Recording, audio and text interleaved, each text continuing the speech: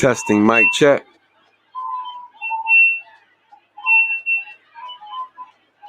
Ooh.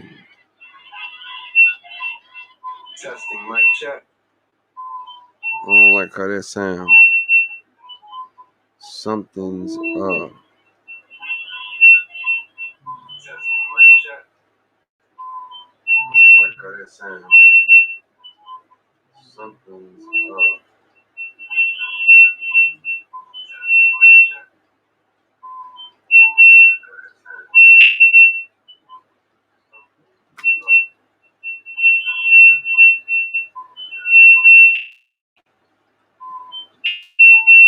Ooh.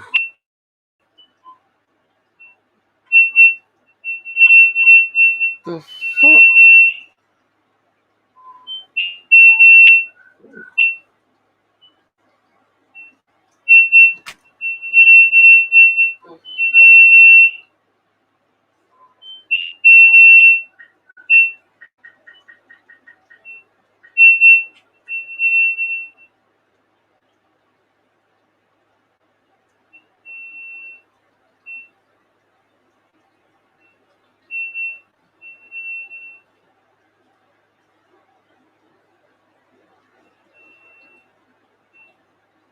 What is that, yeah?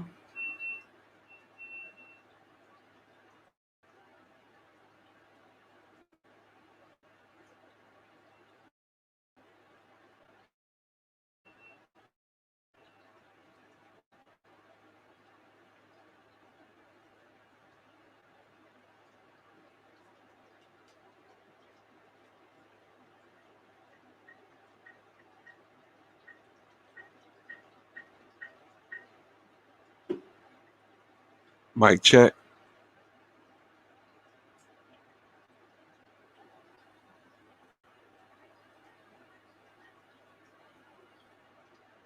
Mic check. Okay. We rock out.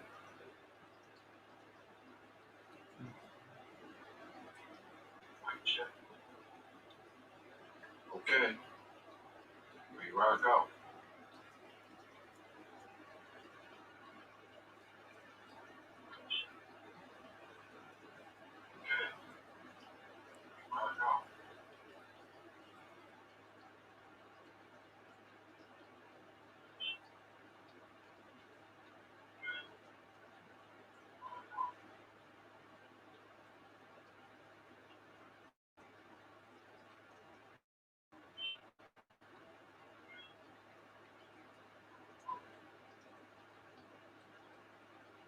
Mic check.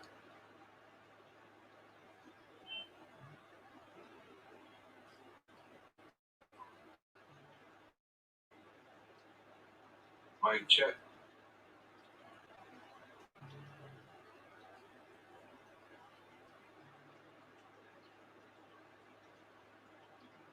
Mic check.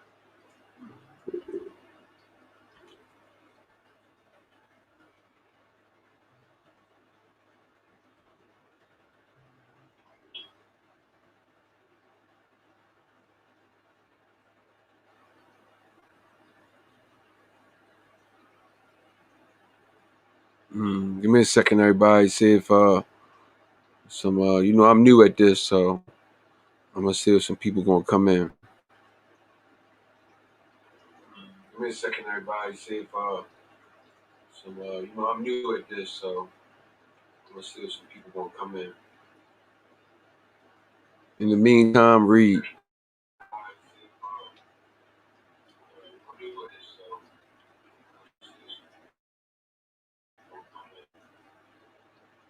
Read.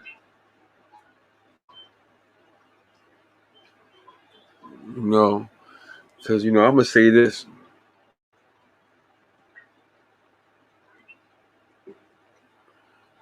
I'm gonna start off by saying this.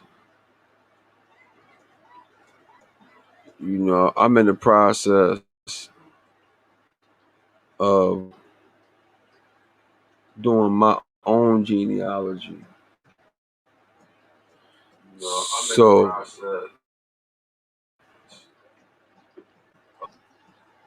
wait a minute. So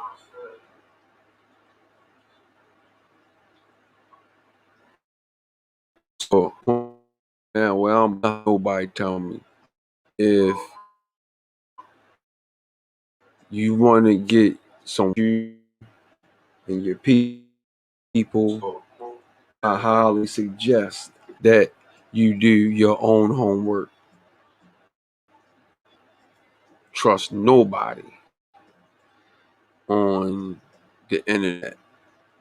Don't trust nobody on the internet to tell you about you, family, and who you are, because it's so much going on, so much deception, um, so much of these false narratives on who you might be, because these tribal wars that were going,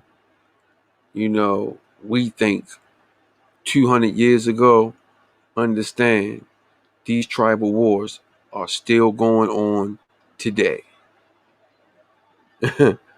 These tribal wars are still going today. You heard what I said?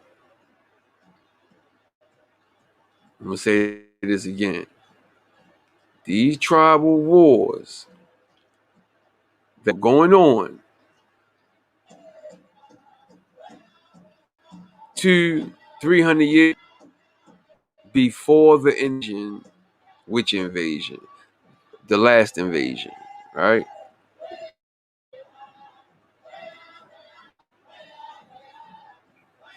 Man, look,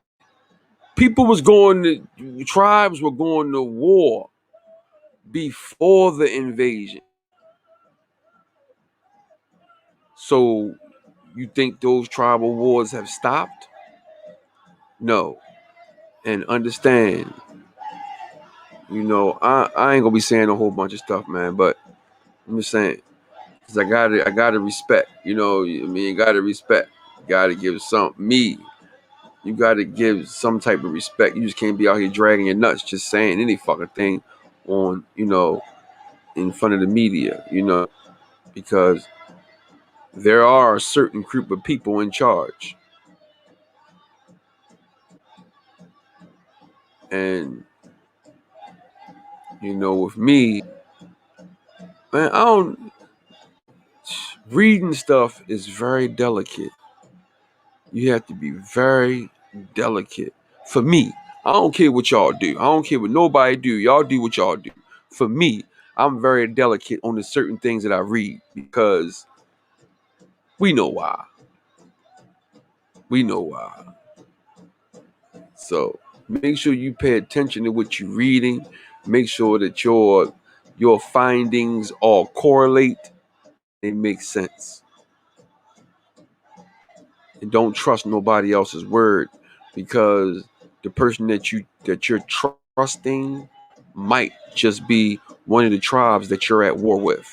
You not even know, because these wars, from what I'm seeing, like this whole internet technology, like kind of like social media type of thing, like this whole, the way they beef, the way they have issues, the way uh shade is being thrown, it's not a upfront type of thing, like in wars, it's an upfront thing. You know what I mean? Like, you got a problem with somebody, you gonna knock on their motherfucking door, and you guys see, bro, I got a problem with you, and you deal with it.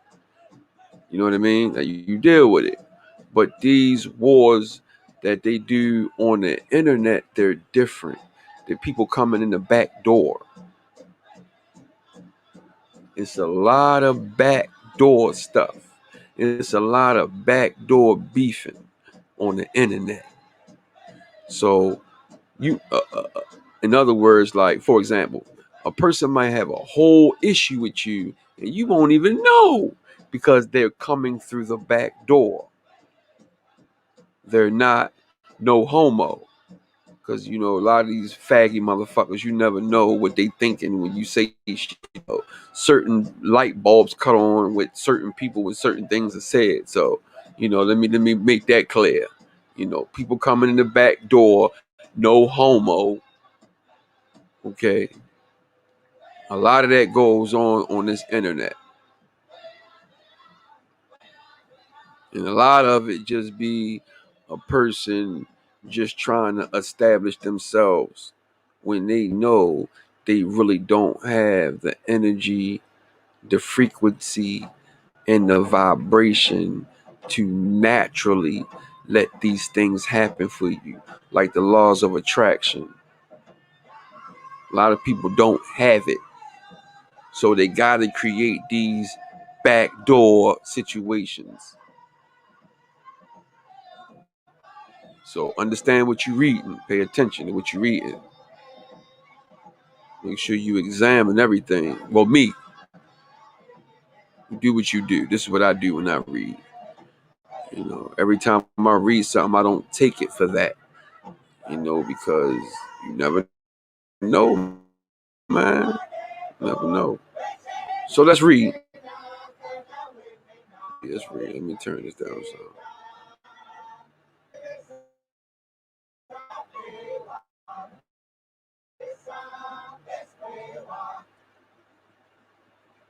So wait a minute. So we researching, man. We trying to put the pieces together, man. So rock out with me. All that slick editing is not time. Not time. I don't. It's not for me. It's not time for that. So I'm working on something else. Information.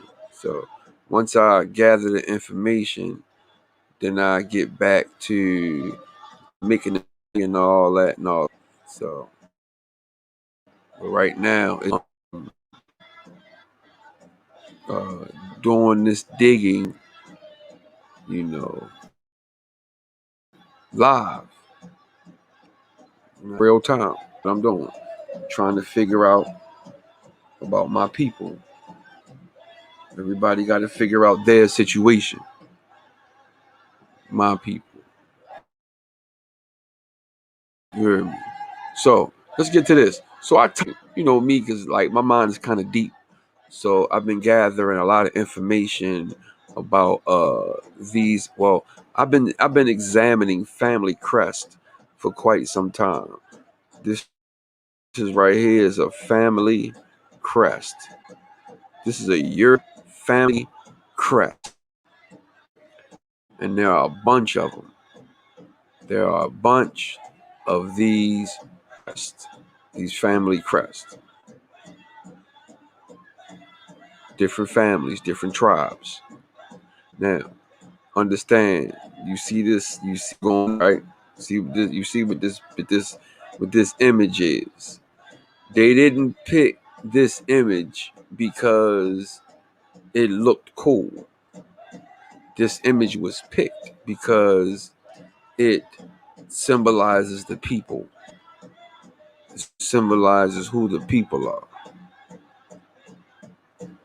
So it says family crest of Christie, Fameham, Herringham, Gorton. What's that?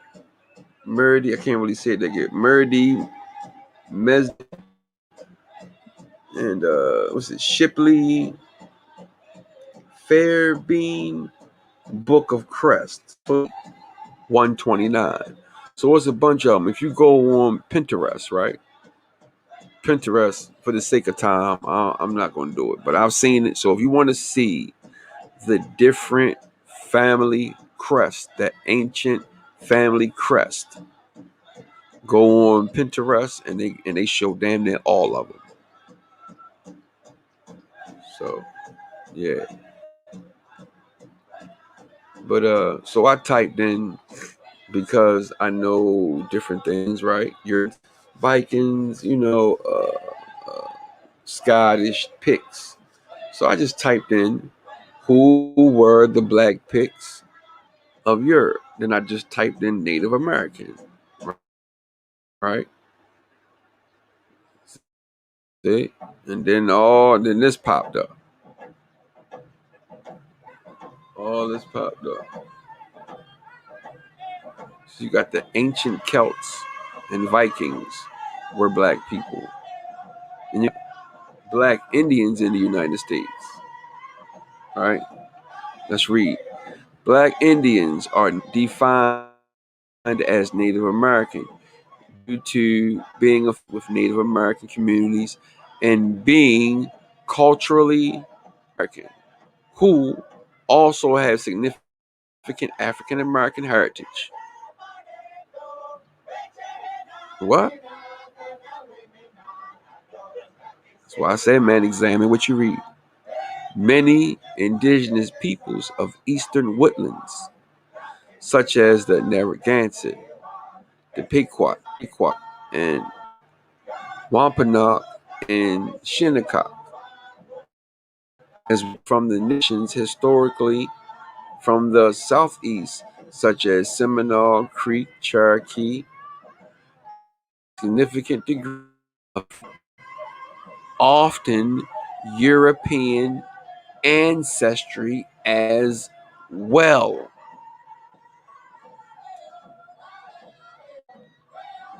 What? Did you say what? Did you say who? Did you say what? Okay, let me start it again. Many indigenous peoples of the islands, such as the Narragansett, the Pequot, Wampanoag, Shinnecock, as well as historically from the southeast, such as Seminole, Creek, and Cherokee, have a significant degree of African and often European ancestry as well. Now, don't get yourself all, you know what I mean, tied up, because when we say European, we're talking.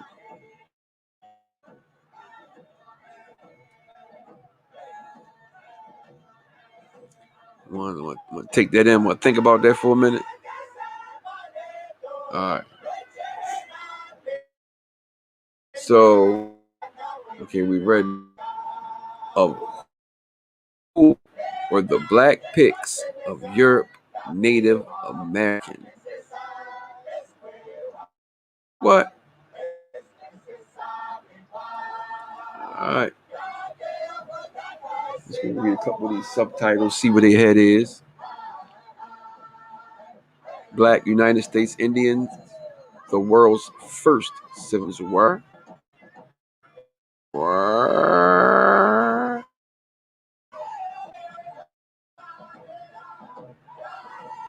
This.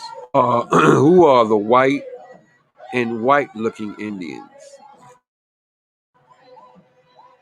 Let's see what they talking about. We know that white-looking Indians are mulatto frontiersmen. Why so many of them became chiefs?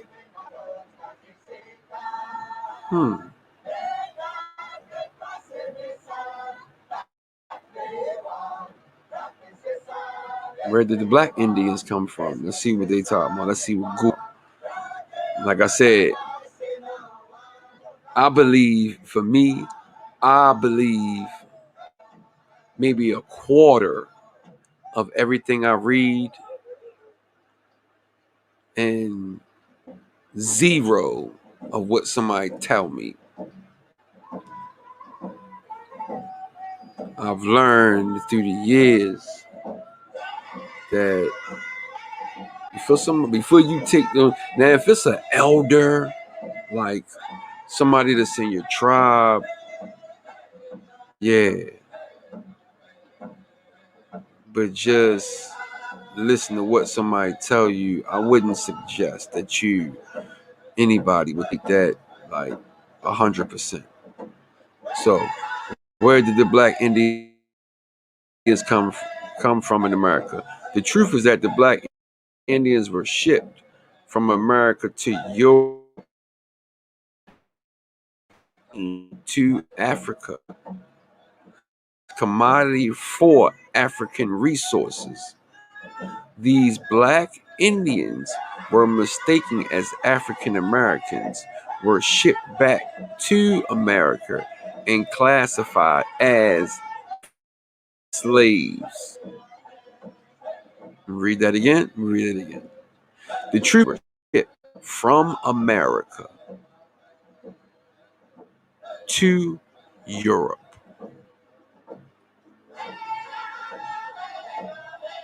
They were then shipped from Spain to Africa as commodity for African resources.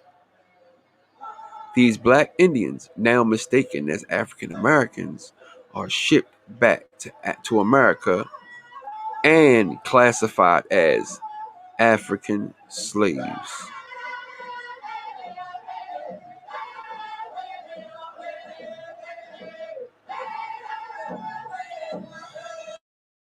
98% African Americans are in fact Native Indians.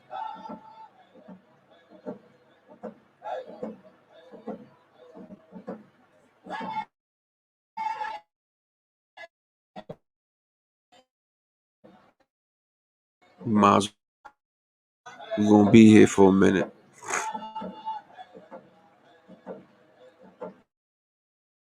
We're gonna be here.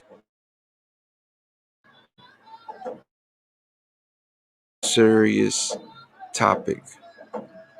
This is serious topic because it doesn't everybody to know this.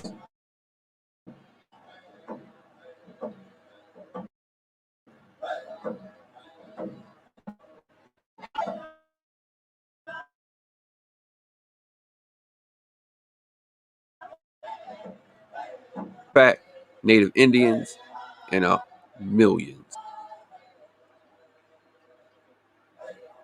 Shouts to I'm just here to make you think.com. D Cowboy.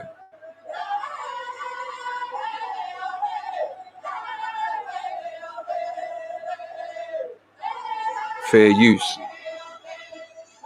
Fair use. Educational purposes only. Fair use. This is educational purposes only. Fair use.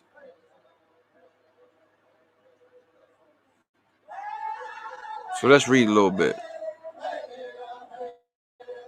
Let's put the little sister up there first. Put the little sister up there.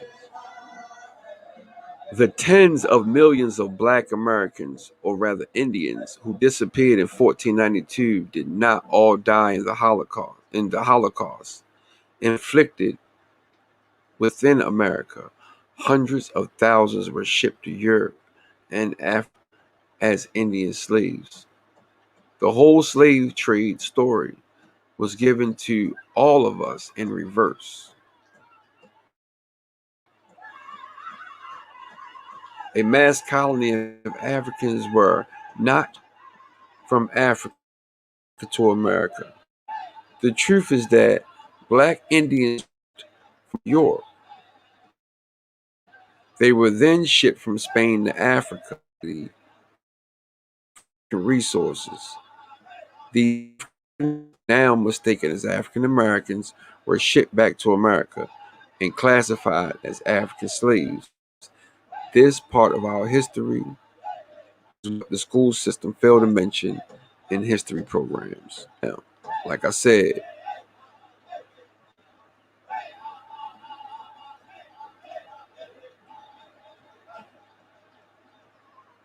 if you want to check this out, check this out. Told y'all the source. It's the source right here. Like I said, this is I guess this is this brother's theory. All writings are theories. This is this brother's theory. Don't mean it's right, don't mean it's wrong. It's his theory.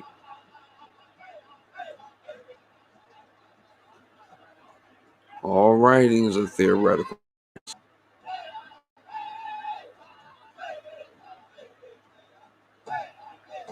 So this is what Shorty talking about.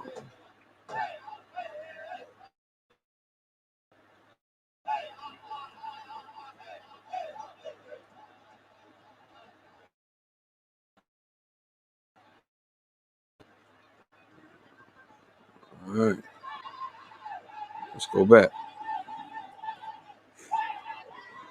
Let's go back. Fair use, educational purposes only. Fair use. Fair. Stop. Who was the first person? Who wrote that?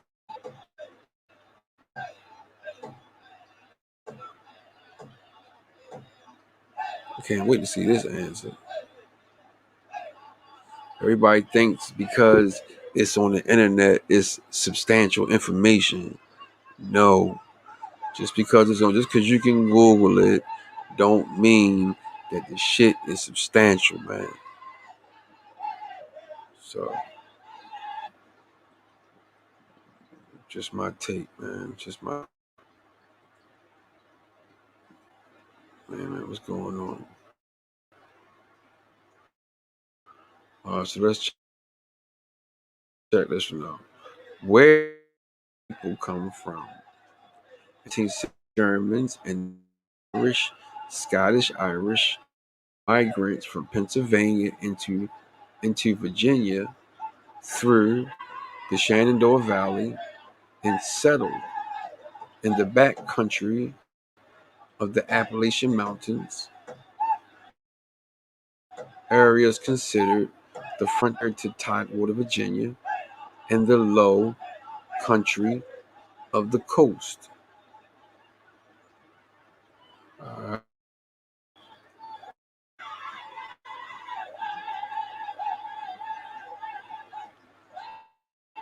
Native Americans. Mm, no, shoot.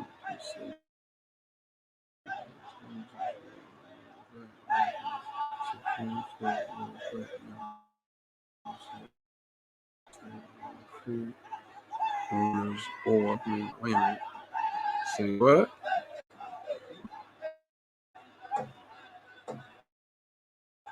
Let's see what they talk.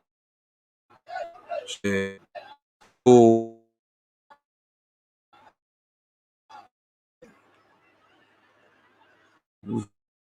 uh, for a minute.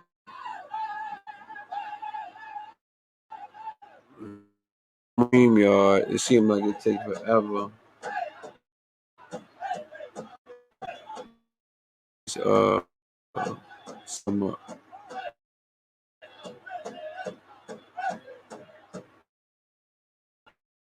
so the real history of Black natives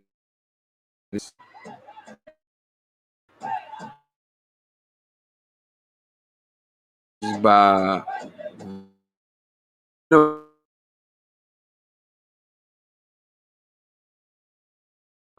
a prior of this include a playful reference of African American have commentators rightfully found this title offensive and dismissed African Americans who have their Native American culture. We apologize. Title to be reflective of the a cultural subset.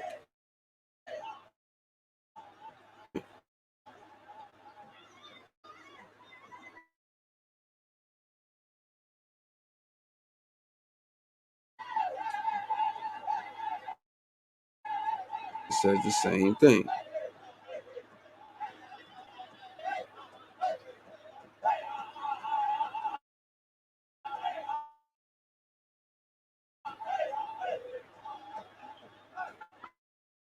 Get to the thing, who owned it, getting into that. Who owned the slaves, who didn't. I don't like getting into that, man. Let's read a little bit. All right. Slavery within the American nation only rejected bondage slavery was a friendship and alliance with their black slave codes to control,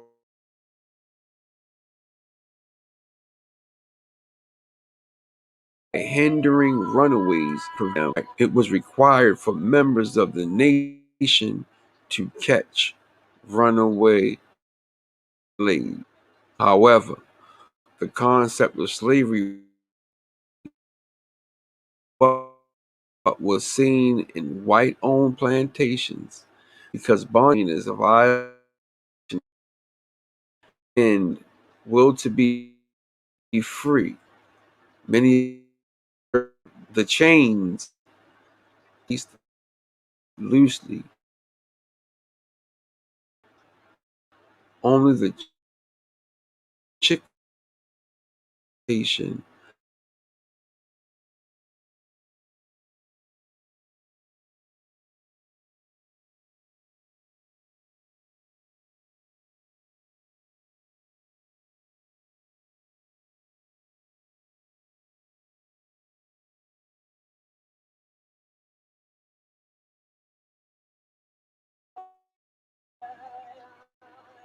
look at this, man.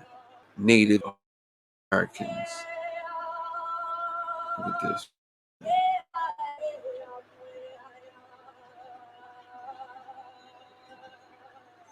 Rest in paradise, sis. Rest in paradise. So yeah, Woodfire. Edmonia Lewis. Edmonia previously went by her Chippewa name of Wildfire, was a prominent artist of the 19th century. Look at that. Look at that, man. Diana Fletcher. Diana Fletcher was a member of the nation, but was later adopted into Kiowa. She was said to be a school teacher at the schools built for Black Native Americans. Man, Black Native Americans today.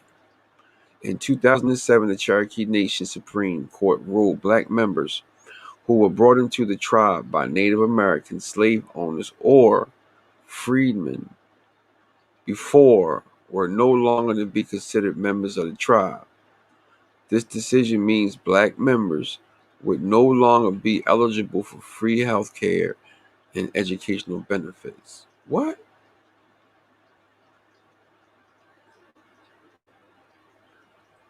Mm. Similarly, in 2000, after receiving $56 million in reparations from the United States government for land taken in Florida, the Seminole Nation restricted its membership to those who could only prove their lineage via the Dawes Rolls. The Dawes Rolls, authorized by the United States Congress as a requirement to negotiate with the 5 civilized tribes to convince them to agree to an enrollment plan and dissolution of the restoration system. Citizens of the tribe fell under several categories by blood, marriage, freemen, formerly enslaved by Native Americans, and Delaware and Lenape. I don't like getting into that kind of stuff. Despite the adversity, Black Native Americans have continued to foster a community to preserve their culture. These photos were taken at the first annual Mountain Eagle Place intertribal powwow in Virginia. I tell you, man, shit really getting close. Shit really getting crazy. Shit getting scary to me. Like, I know what's going on. It's just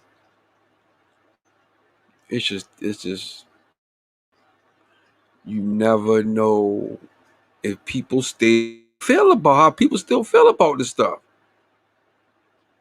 Like, people still moving in this fashion with slavery thing and who these people are that they beefing with. And a lot of times, man, we don't even be know. Like, you don't even know because you're too busy worrying about where you from.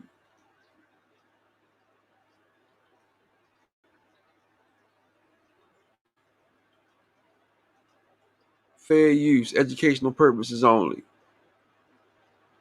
Fair use, fair use, educational purposes only. Let's go ahead back some more. So, well, all right. You all know, man, that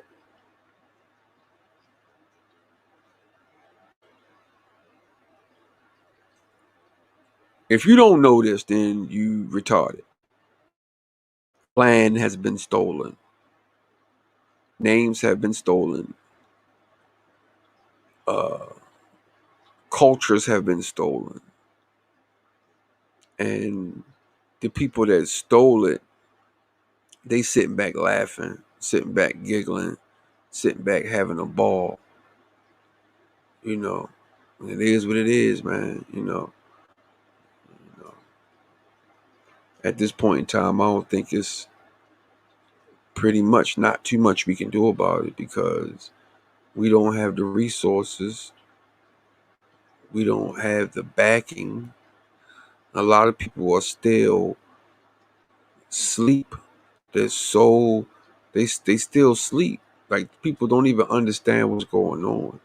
And for us small amount of people that know, there's nothing we could do, man. But it's just good to know. I know my family's land was stolen. I know my family's culture was stolen. I know my family's name is stolen. I know, yeah, everything about my family, their whole legacy has been stolen. Even today, the closer and closer I get, the faster and faster they steal. So it is what it is, man. I just want to know because I know that ain't nothing we could do about it. So if you can contact me at INDIGINEOUS50 at gmail.com. I'm gonna put up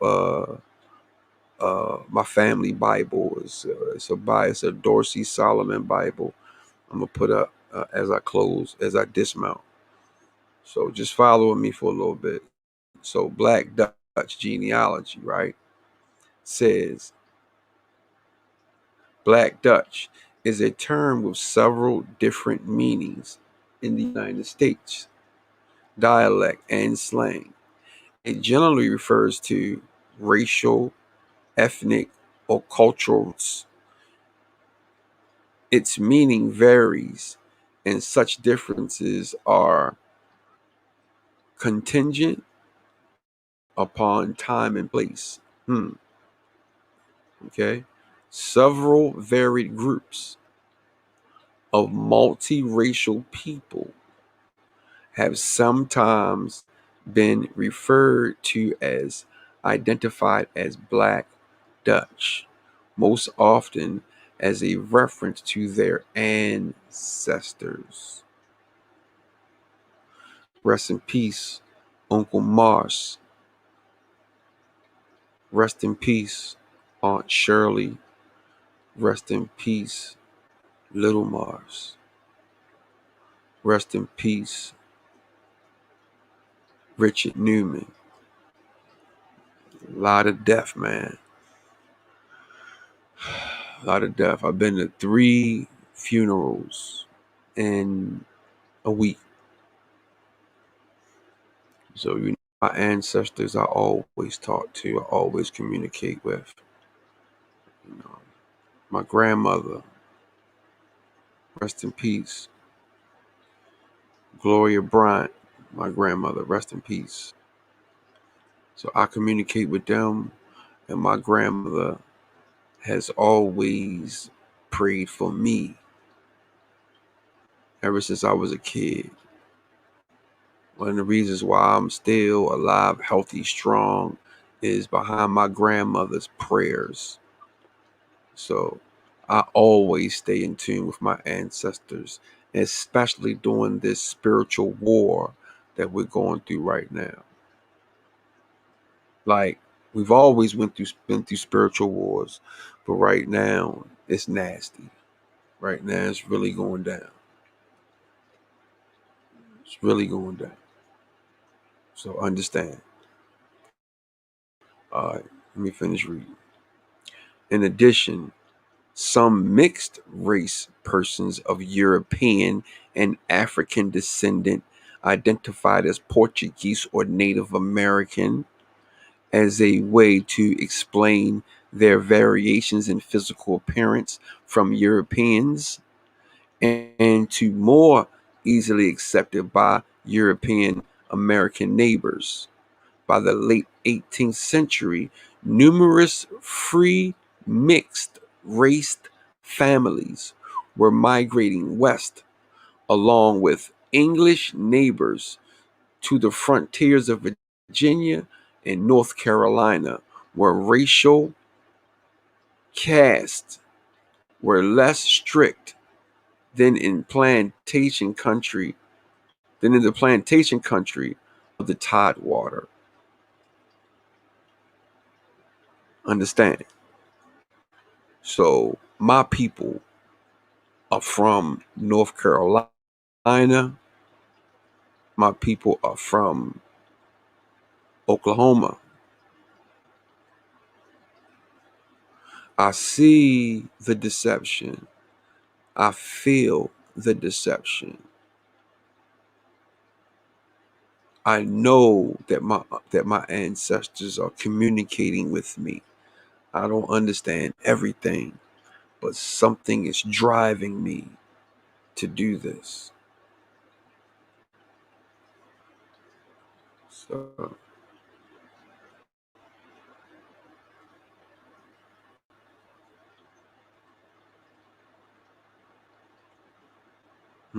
let's read some more.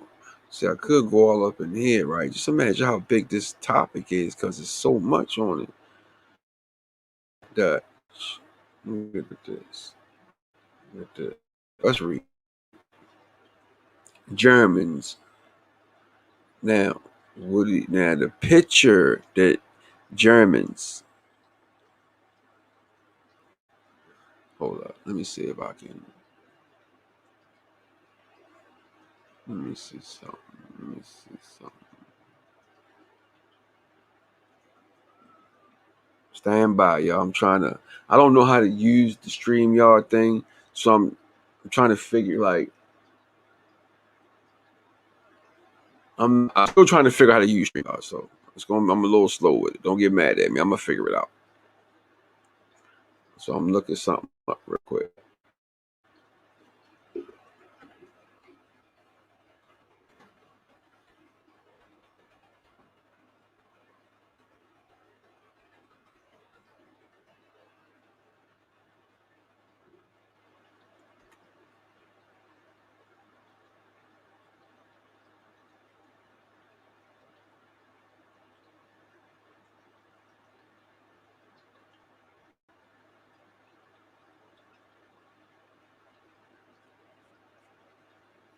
No, no. No, no.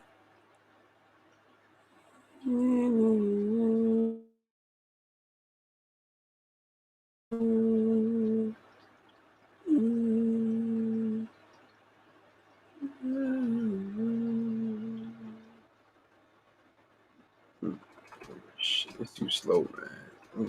It's too slow. I can't. It's too slow. It's like people are watching. You guys are watching. This thing is too slow. Man.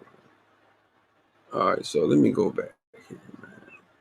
All right, so when we talking German, we're talking about melanated people. You saw how the crust looked in the beginning, right? Right. All right. The term Dutch for people of German descent also required a wider meaning. In those days, Dutch or Dutch were the words for the Germanic languages spoken in what we now know as the Netherlands and Germany. Germans with swarthy or darker complexions were called Black Dutch, Dutch, or Black German, according to James Pliant, who studied families claiming Black Dutch as part of their heritage. There are strong indications that the original Black Dutch were swarthy complexioned Germans. Anglo Americans loosely apply to the term any dark complexion American or European descent. The term was adopted by some people as an attempt to disguise Indian or infrequently tri-racial descent. By the mid-19th century, the term had become an American colloquialism. Colloquialism. All right, colloquialism language is the linguistic style used for casual communication. It is the most common functional style of speech. The idiom normally employed in the conversation and other informal contents. Colloquialism is characterized by wide usage of interjections and other persuasive blah blah blah. I know what the word means. I was just giving a definition for you guys so you guys can have an understanding. All right. So a derogative I'm sorry, a derogative term for anything donating one small statue, dark coloring, working class status, political sentiments, or anyone of foreign extract.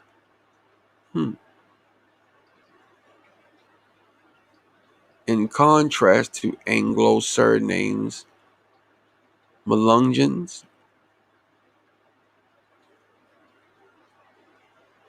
oh, okay.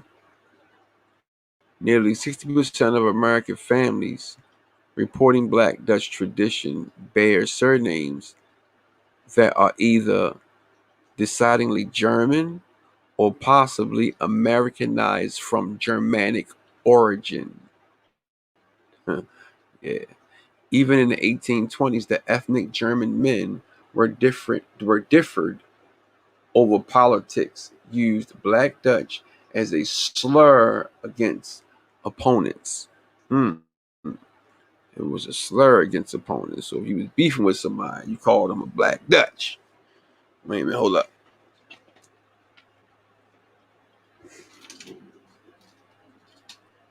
So we digging in real time, man. Trying to see what's going on. All these beefs over the internet. A lot of beefing over the internet, man. And it's a lot of uh people picking sides, a lot of what they call clout chasing, where people just do it just for the attention. For me, I never got into this thing uh It wasn't a money thing. Like, it's not a money thing for me. This is just something that I feel as though I need to know so I can understand why my life has been so rough and why my son's life is so rough and why my dad's life was so rough. You know. So it's just something, man, for me to just know so I can understand what's going on. So let's go ahead, Melungeon. The late 20th century research by Paul Hennig found that 80% of the people listed as free people of color in census from 1790 to 1810 in North Carolina could be traced back to African Americans identified as free in Virginia in colonial time. Based his research, he found that most such free African American families before the American Revolution were descendants from unions in the working class between white women whose status made their children free by the principle of partis partis sec, sec, sequitur ventrum, and African men, free indentured servants and slaves. Yeah, you see that? Yeah. Since the late 20th century, DNA tests of people from core Melungeon families are documented in Melungeon DNA Project, coordinated by Jack Goins, have shown most individuals are of European and African descent, rather than having Native American ancestry. This is a confirmative of Hennig's genealogical research, summarized in Free African Americans in Virginia, North Carolina, South Carolina, Maryland, and Delaware, 1995 to 2005, which is available in free online. Native American for white. As early as the 18th century, ethnic Germans and Irish migrants from Pennsylvania into Virginia through the Shenandoah Valley and settled in backcountry of the Appalachian Mountains, areas considered clear to Tidewater, Virginia, and the low country of the coast. They likely continued to use their term of Black Dutch to refer to swarthy-skinned people or more generally politically opponents.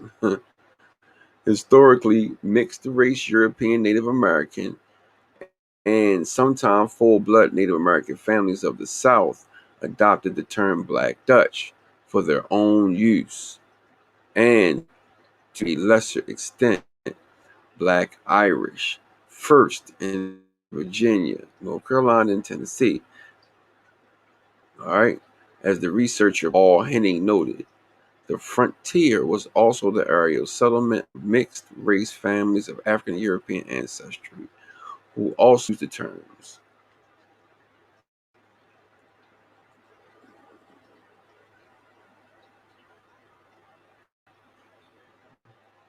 To pass and avoid being removed to territory or stigmatized by what became the majority Anglo-American society. Some Native Americans, mainly from the five claimed Black Dutch or Black Irish heritage in order to purchase land in areas which United treaties and other laws had reserved for people of European descent. Once they owned the land, such families who had escaped forced removal were knit to their Native American heritage for fear of losing their property. Hmm.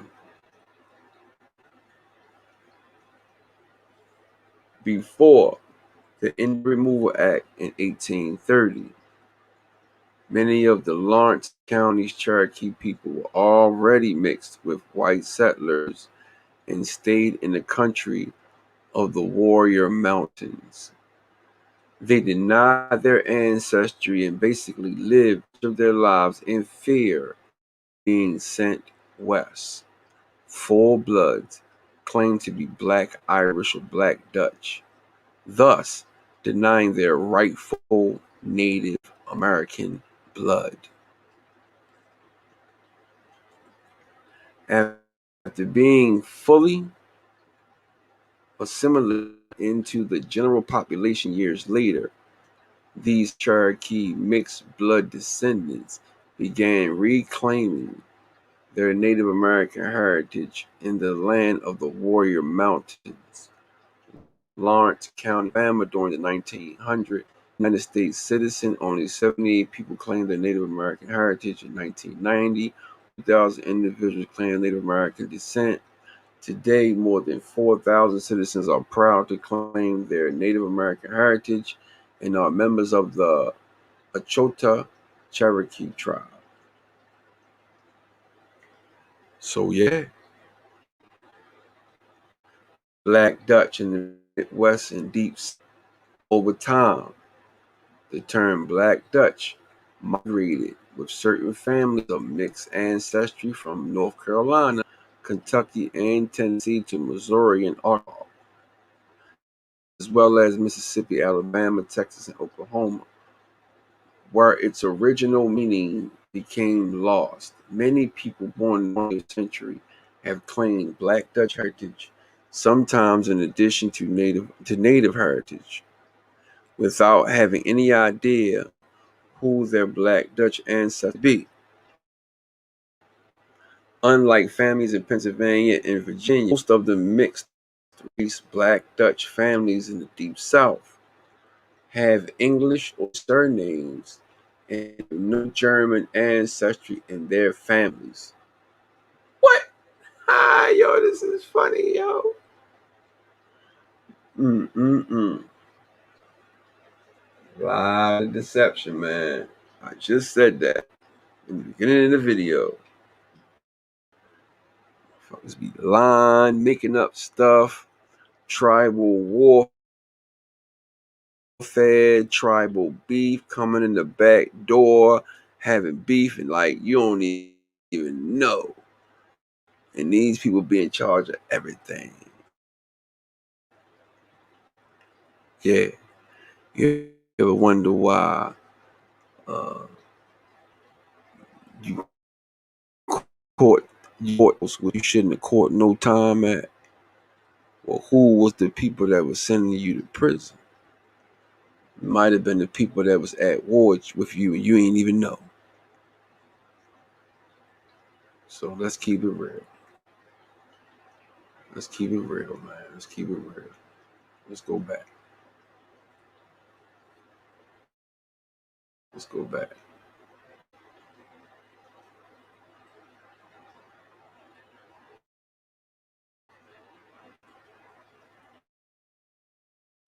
So yeah, let's see what else they talking about.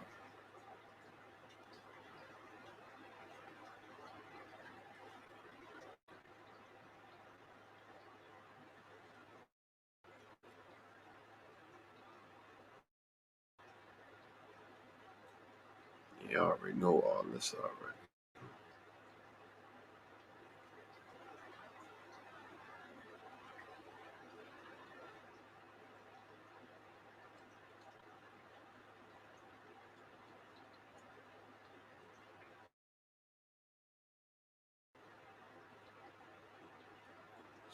So like I said, man, these are just artists. Everybody has a theory, man. Everybody has a theory. Look at this.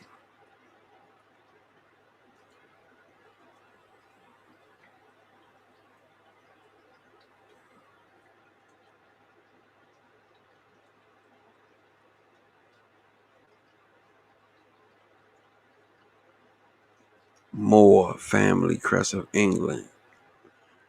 And we know who the Moors were. And the Moors then tied up in this stuff too, man. It's looking like to me, I don't know. I'm feeling about stuff, man. Look at these family crests. Look at your boy King James. Yeah, King brother. King James is a brother too.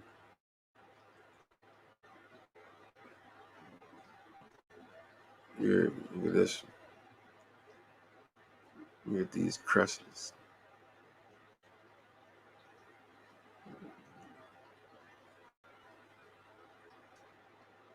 Somewhere along the line,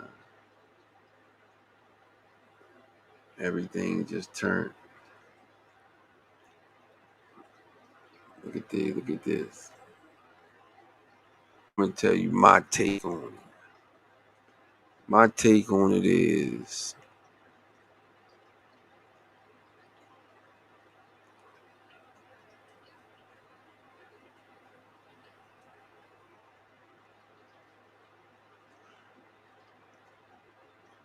I don't know, man. My take on it is I believe that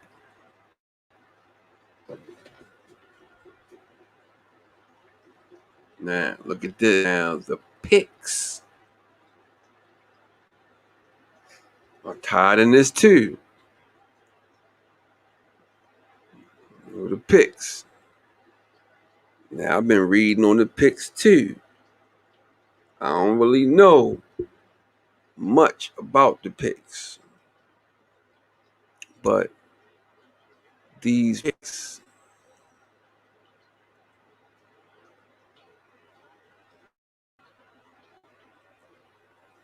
these people were built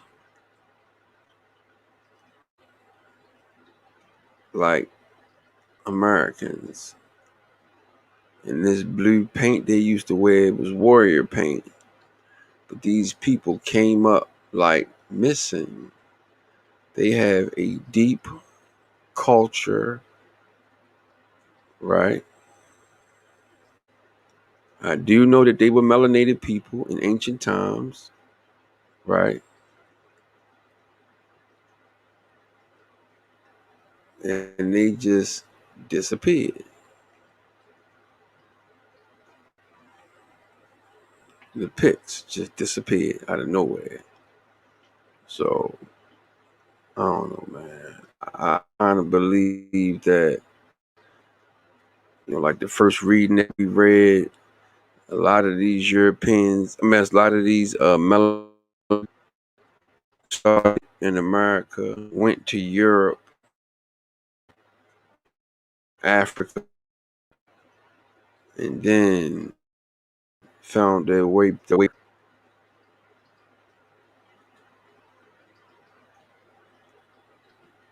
So I don't know what's up with these Picts, but they have a deep situation.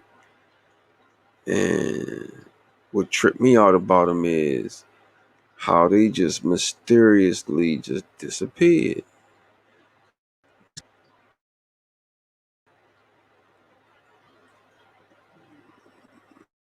Oh,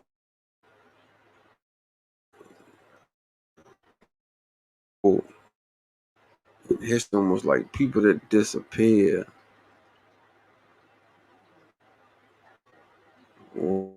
were they're usually the people. Like these, it's I can't explain. Uh, history is funny, man, because like you can't believe everything you read. At the end of the day, we're only going to know what they want us to know. So we can put these puzzles together, these pieces, and put this puzzle together, right? But a lot of this stuff is pure assumption. Wait a minute, this thing is slow. Hold up. slow. Me stuff acting crazy. So yeah, I'm stuck. Computer stuck.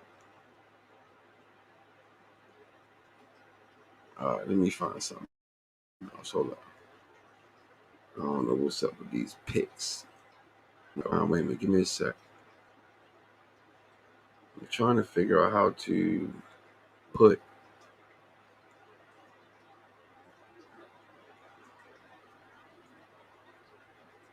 all of these screen shares in at the same time. Why do I have to go look for this stuff? Hold on.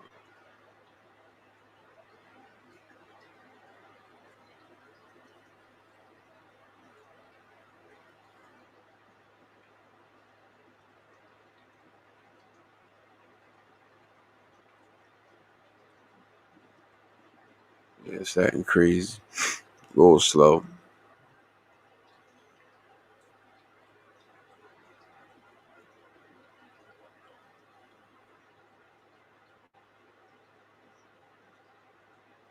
Yeah, but see how they put these brothers on here? Why is this crest on this page with these people?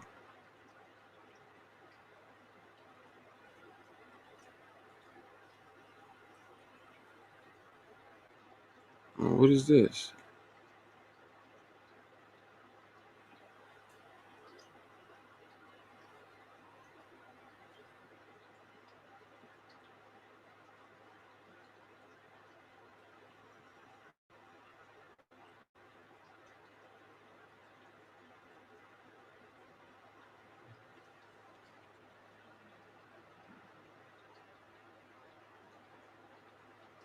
One sec.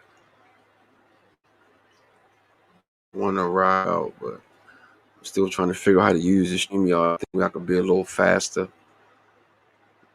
Waiting for this stuff to come in is take forever. But I'm gonna figure it out. Just work with me.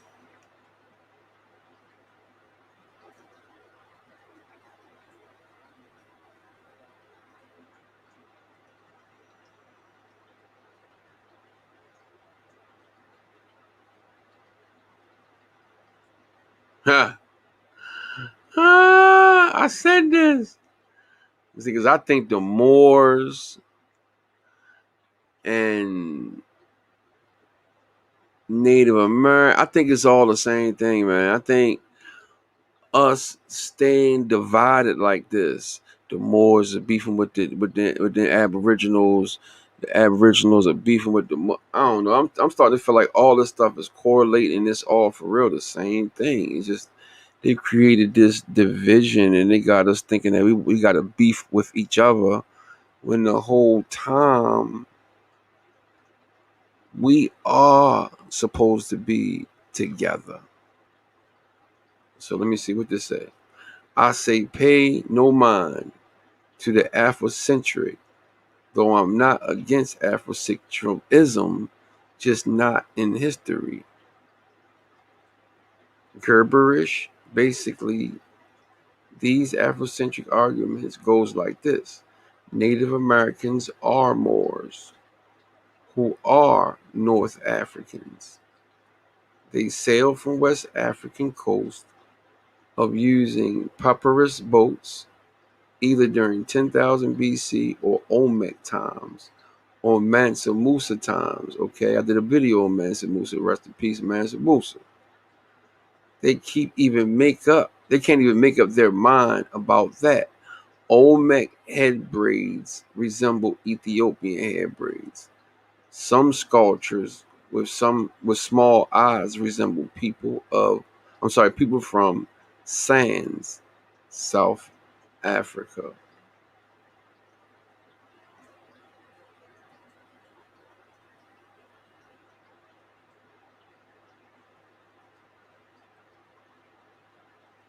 So let me see what this person talking about. Thomas Tanner. Fair use, educational purposes only. There was no global black Moorish empire. Most Moors were not black in the sense that would be recognized in the modern United States. They were North American Arabs, though some were white Europeans and some were black Africans. That's another thing. Like, I think we're caught up on color. I'm not sure. Trying to figure this out.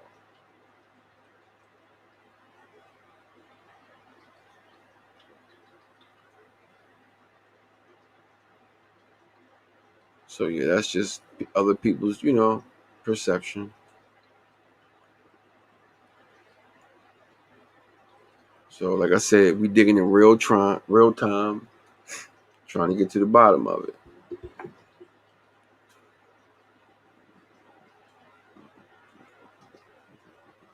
Let's see what this is. Hmm. Iroquois, huh? Yeah, I heard that. I read some historical stuff, and I read that the Iroquois have been beefing with the Sioux, man, forever. So I don't know how substantial it is, but I don't know, man. I try to stay out of that stuff because, you know, all of these goofy wars, man, it ain't doing nothing to help us. Like all this dividing, and at the same time we all look the same. We all been through the same oppression. We all listen to hip hop. We all, eat fried chicken. We all, so just gotta get off of that bullshit, man, and figure out something. Because if we really concerned, we'd figure it out. Because while we going through all this beefing and acting stupid, man, the hijack doing him, creating all this confusion. I mean, creating all this bull crap, man. So look at this picture, Ethiopia. Look at this. So what is this? What is this? I don't like saying no witches and shit.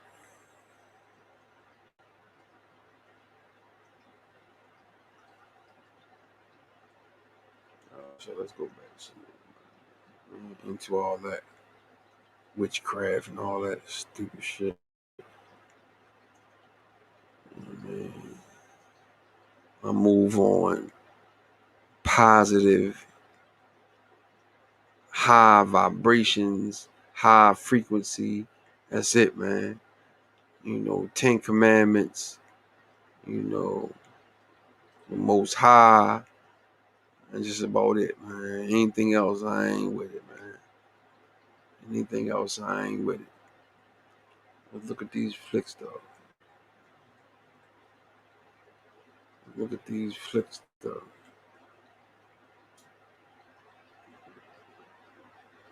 Look at these flicks, though.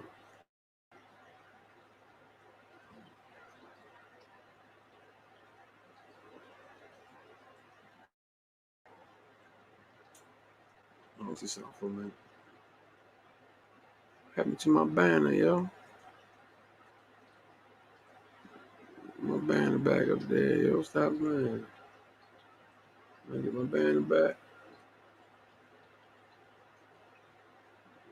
I don't see it. Where's that? There we go. Banner.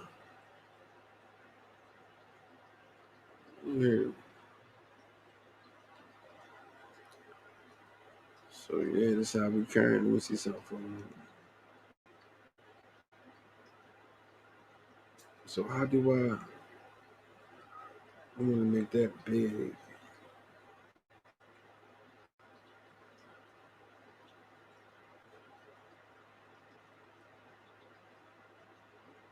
So how do we make that?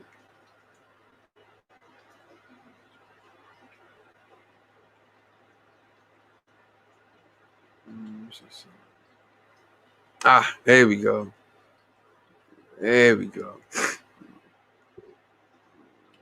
That's what I wanted to say. Alright, cool. So yeah, let's dig a little bit. So look at this. You know what? I want to see something. Hold up.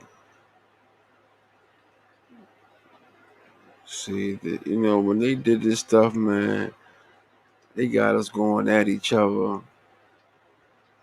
It's ridiculous, bro. Now you got people like Hassan Campbell and Kwame beefing right now. Like everybody beefing instead of trying to figure out how we're going to mend together. Like keep that history shit in the past because the way you know the way we think now today is totally different how they thought 400 years ago, 300 years ago. It was a reason why they had to do a lot of the things that they did and made the decisions that they made. You know.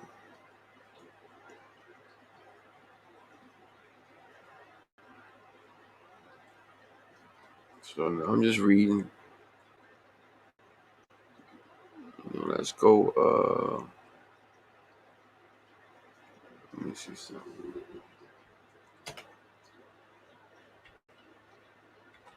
I want to know more about the picks because they just seem like I don't know. I just want to know about the picks.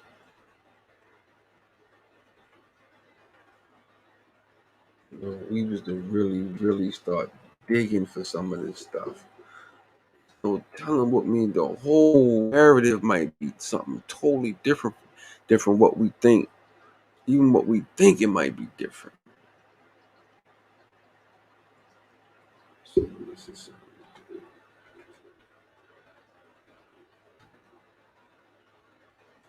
trying different stuff.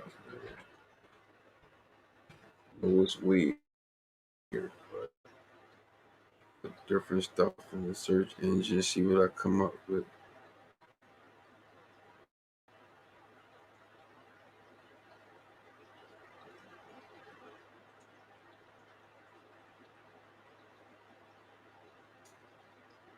Native American Wolf God, Native American God, tribes. Kind of find out a lot of these tribes. Well, I don't know. What I'm gonna say is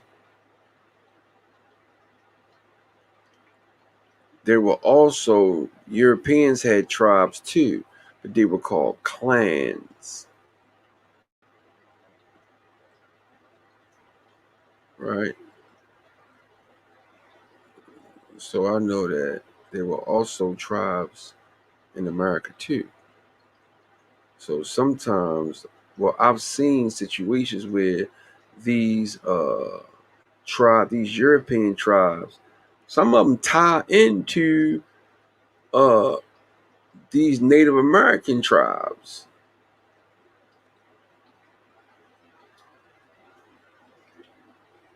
What is this?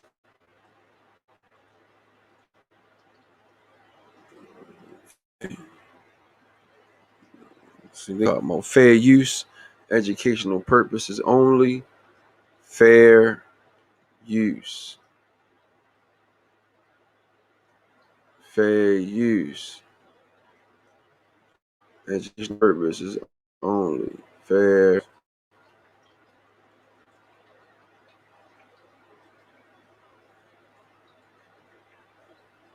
Come on, man.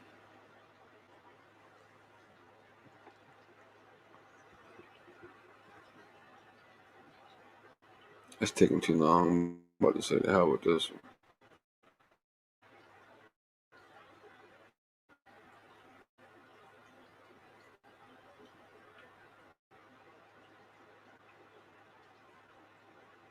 All right, so I'm back. Old black and white American gallery.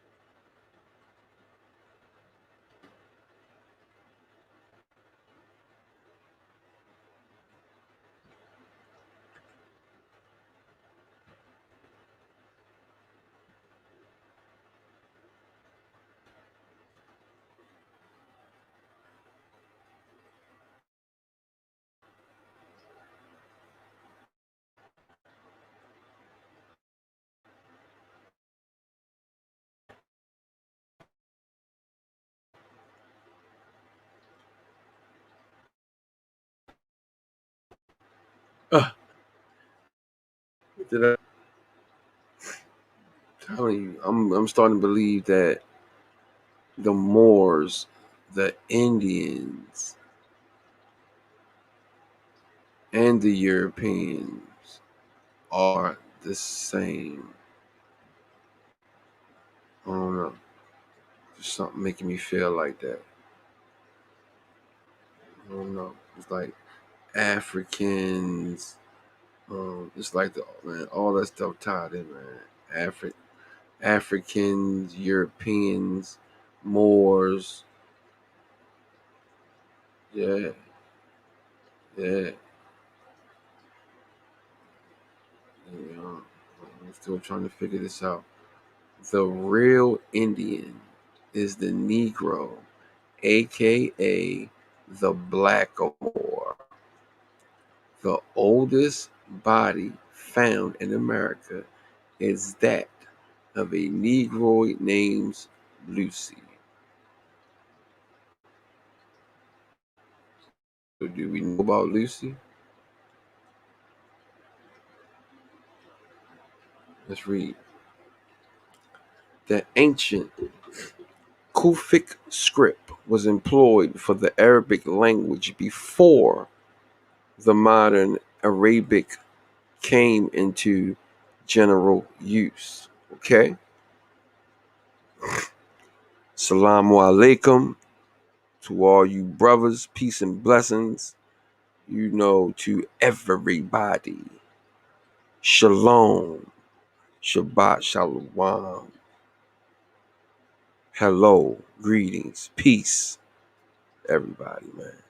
This example dates from approximately 700 AD and occurs in Nevada, USA, where it was mistaken for Amerindian markings of about 1000 BC.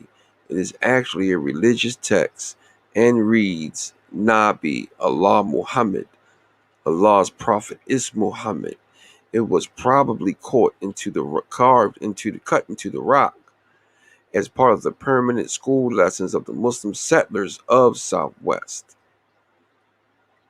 Sample of the words from Saga America by Barry Fell. The origin of Kufic, or the angular style of Arabic script, is traced back to about 100 years before the foundation of Kufa, 17H 635 CE, to which town it owes its name because of its development there. Note from S.M. Imamuddin, Arabic Writings in Arab Libraries, 1983, Taha Publishers Ltd., London, page 12. We start getting deep here, man. We start getting deep here. So I'm going to tell you, for me, my voyage throughout this physical life of mine, I have learned, because I've always been a seeker of the Creator, man. I've always been a seeker of the Most High. And because in America, especially like in the late 70s, you know, we were pretty much, what was given to us was taught. I was taught consciousness through my dad and his people.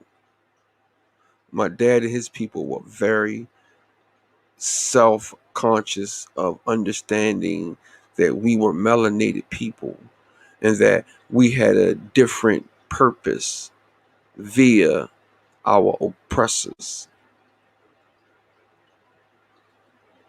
which at that time we was pushing this Caucasian this Caucasian thing, right? Fair use, educational purposes, fair use. I'm just giving my testimony, you know. So, and because of what the Panther Party was going through back in the 60s, right? It was pushed to me through my dad because he come out of that circle. So he pushed the nation on us, right? And I ain't really understand, man. I was a young lad. I ain't know what was going on, man. I was just following what was going on by the greats at the time, right? So through that journey of learning uh, a more prophetic way of living, I learned Arabic. I learned other things about Morocco and the Kaaba and the Prophet Muhammad sallallahu alaihi wasallam. I learned these things, like, and the main thing I'm gonna tell you, the main thing to the Islamic way of living is it's somewhat like the Hebrewic way of living. You know, we seek the Creator first. Nobody's equal to him. Nobody's better than him. The Most High, right? And then we deal with whoever after that. But the main thing is to seek the Most High first. And for people that don't really know these things, they go by what they hear on television. In television, you can't believe what they tell you about different religions. You got to know on your own. So let me finish, man. The Korah, called the Kufic script, is the earliest Korah, so-called Arabic script, and is related to the family of Muhammad through Ali, Fatima, and Bilal. Bilal's descendants moved through Africa to West Africa, and Bilal was a mu'eddin. He was like Muhammad's homeboy. He was his Doug. Like, he was the one. Bilal was the one that made the call. He called the Hadan to let everybody know it was time to pray. So Bilal's descendants moved through Africa to West Africa, present-day Morocco, and across the seas to Americas, and left these inscriptions in Nevada at the school established there. The Arabic script Khat is the one which is now known as Kufic. From it evolved all the present pens. Note from Abi al-Abbas, Ahmad al-Kashandi, Kitab Sub al-Asha, 1943, Volume 3, Dar al-Khatub, al-Kadishwaya, al-Qari, page 15. All right, let's get into this real quick. Now, when I first started reading this thing up here said Moors. Now it says mission. I don't know what's going on. I don't know what's going on. All right. The purpose of this writing is to provide the reader with some of the most important secret histories directly related to the black people in America that pertain directly to the subject and discussion of reparations, restoration. The forbidden ideal in America is what? It is never to allow our nation, black people, know we are indigenous to this land. Exactly. Yes, we were and are an indigenous nation.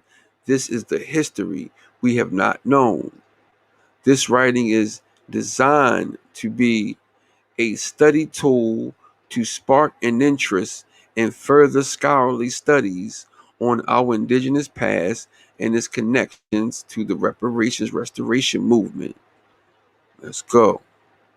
The records of our past in America are ancient and very real. They are prior to any settlement of Europeans who verify this is their records.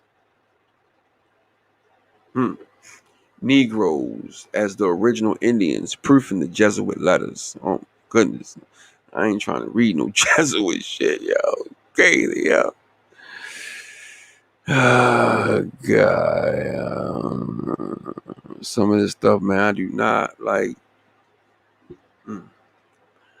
The book, Africans and Native Americans by Jack Forbes, paints this very different picture of the history that what most of us were taught about the origins of black people in the Western Hemisphere. We were taught that black people were from Africa as slaves, that the red Indian was the true Native American, and that white people took black slaves from Africa and stole the land of the red Indians. The story is nothing but a giant fiction, a novel made up by white historians to deceive the masses about the original history and peoples of the Americas. Jack Forbes uses the letters of Jesuit missionaries to prove the Negroes or black Moors were the first Americans, and in fact were the black and olive toned people found in the Western Hemisphere, commenting them from the Jesuit letters on the appearance of the Native American. Forbes states, man, this is heavy. For example, in 1519, it was said of the Brazilians, non seno neri ne planchi, ma di colera de olivo. That is, they are not black or white, but they are olive color. But the same writer remarked that the Brazilian canoemen he saw were so black that they could have been taken for sailors on the sea of Styx. In hell, the author continues his comments on the appearance of natives in North America from the Jesuit letters. How you get this? How you get Jesuit letters, y'all? In 1524, the Carolina coast people were said to be of dark color, not much unlike the Ethiopians. The term Negro and Indios were used interchangeably to describe the natives in journals of the early missionaries who could not have possibly been referring to Africans. Let's read this. What is this? Okay. From 1549 through 1565, the letters of the Jesuit missionaries in Brazil, usually addressed to the colleagues in Portugal or Spain, frequently referred to the Americans as Negroes. In April of 1549, Manuel de Braga, the leader of the Jesuits, addressed a letter from the Bahia to Simayo Rodriguez in Lisbon, in which he refers to the Portuguese in Brazil as living in sin because of their having many Negroes and lots of children by the said black women.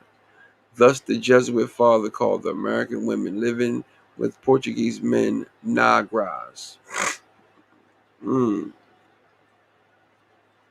mm.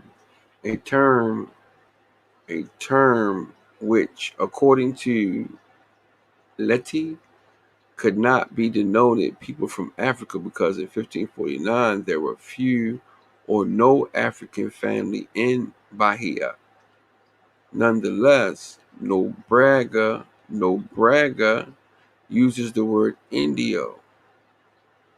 When Africans are referred to to in the Jesuit letters, they are always called not Negroes da Guinea, blacks of Guinea, to distinguish them from Negroes de Terra, blacks of the land of Americans. Okay.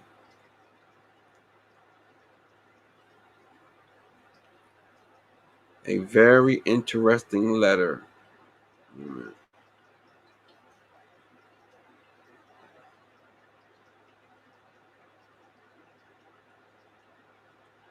A very interesting letter. Oh man, yo. Shit.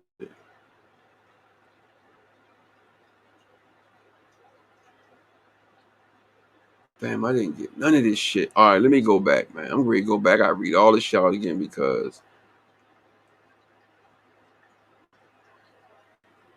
I had it on Jiffy.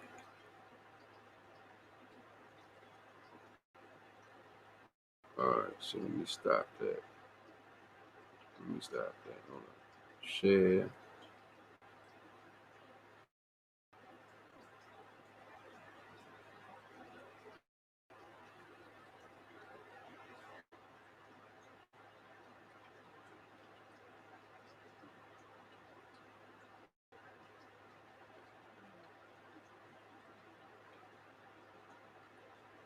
All right, this is what I wanted to see.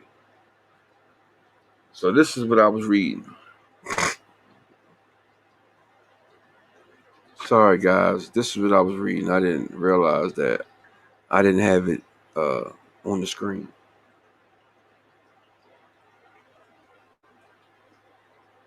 But this is what it looks like. This is the page I just got finished reading. I'm gonna keep it on there so you guys can just look at it for a minute.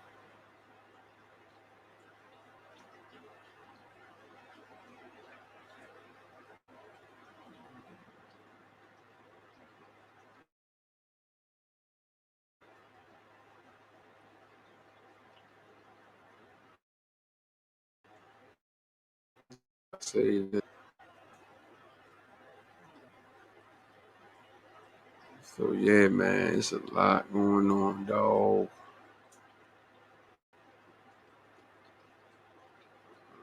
A lot going on.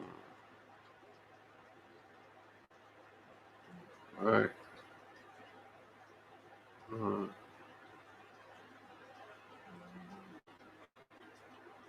this is what I'm reading now. Okay. A very interesting letter is one prepared by Dos Meninos do Collegio de Jesus da Bahia, that is, by young Americans studying in the school Diego Tapenamba Peribepara Mongeta and Quantia. Although probably edited by the Jesuit, this may represent the first letter written by Americans in a European language from Brazil. In it, they refer to an American leader, El Grillo, as a Negro and to other natives as Negroes. We find, for example, El Grillo, who is a Negro, very well known and feared among them, and that El Grillo, as Negro Mulgrave El Grillo, was at the same time an Indi pagan and a friend of the Portuguese. In August 1552, Braga wrote from Bahia, South America, to Lisbon, Portugal, referring to the native peoples as Negroes. In May 1554, Antonio Velázquez from Porto Seguro wrote to the Jesuits of Coimbra that yo estoy es por, Porto Seguro y la vida que go y en lo que me the hell just keep go. That is, he was preaching to the Americans called Negroes. He also referred to the Negroes and Los Mamanancos, their pupils. I ain't trying to say it. You might summon some bad spirits. The editor notes that by Negroes and Negras, he meant Indios or Indias. Right. The history recorded by their own white hands bears witness that the black people are the indigenous and first Americans stemming from the intercourse of Vespucci and Columbus with indigenous blacks in Central American Amaru.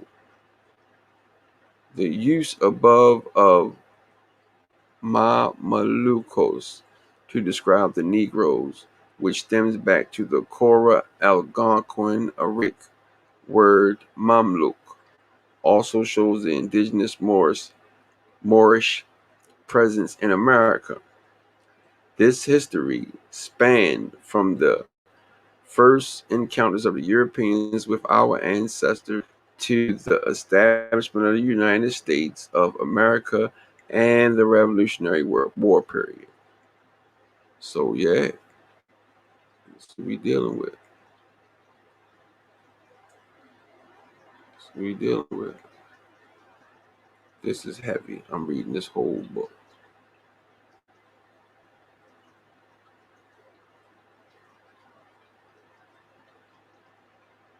All right.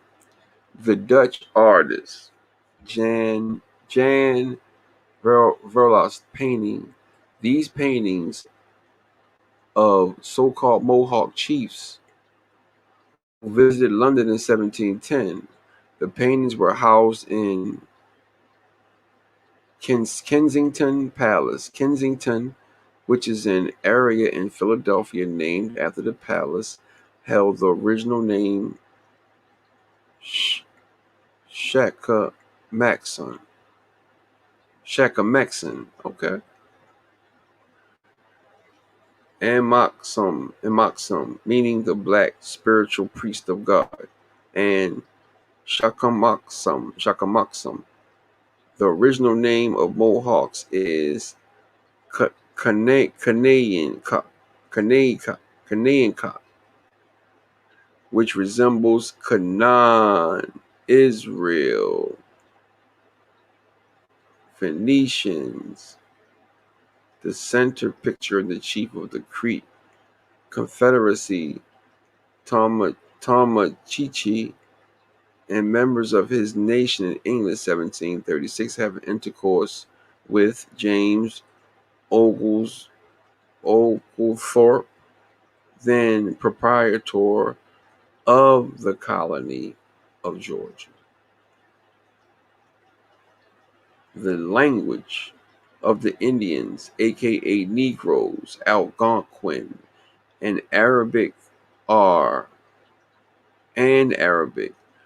essentially the same language, which goes back to Medu Metaneta hieroglyphics, Huh. Oh yeah. Mm.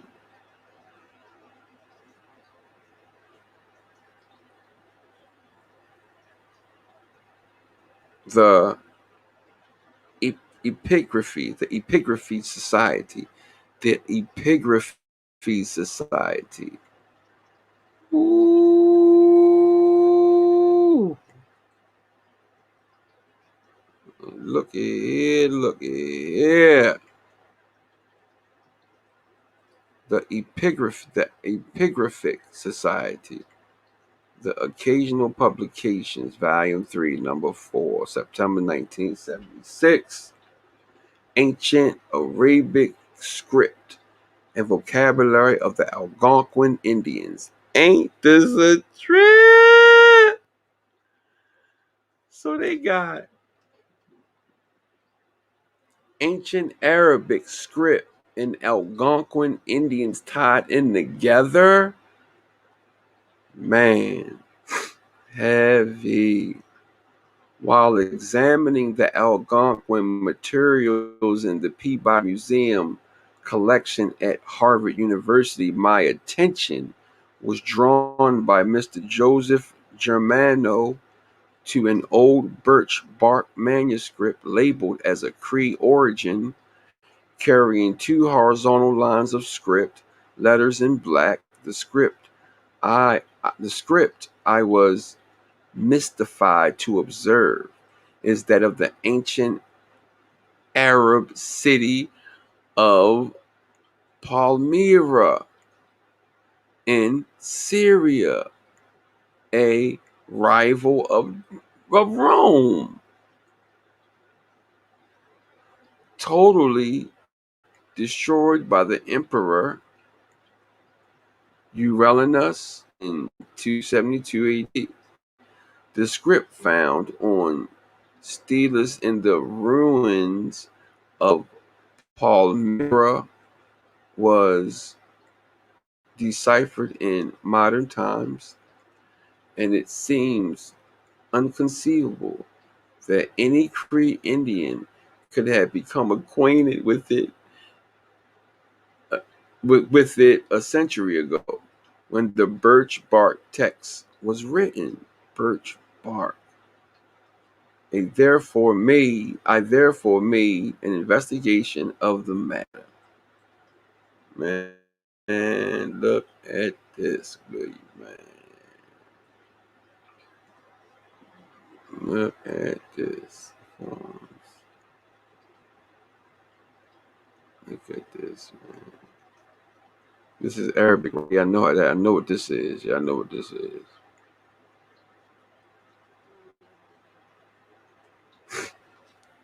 So yeah, man, it's a bunch of clowns on the internet.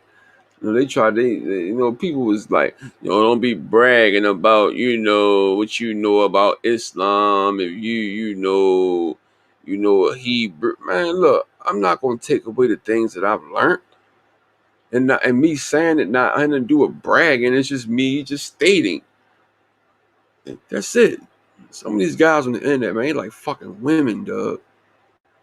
I ain't never seen this internet in the back door, no homo beefing. I never seen it, yo. I ain't never seen how dudes will backdoor you and have a beef for no reason. Like create issues. Like only people create issues is women. Real men don't do shit like that because we know what we got. We understand what we got at stake. We understand we got families at stake. We got elders at stake. We got babies at stake.